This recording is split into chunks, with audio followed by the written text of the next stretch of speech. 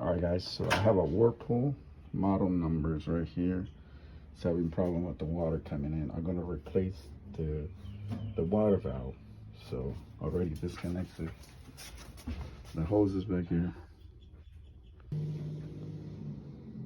All right, so I have removed the water valve. This is the one that was messed up. This is the new one. So that's actually gonna go here.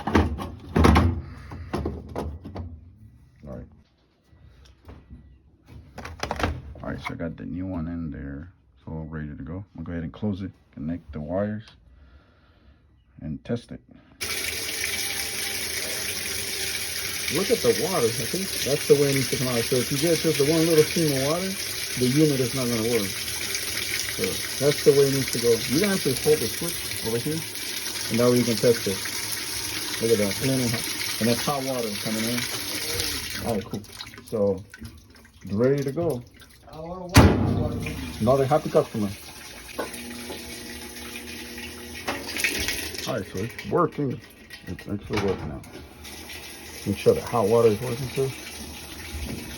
You can actually hear. All right, so before there was no water coming in. All right, guys, another drop down. See you guys in the next video.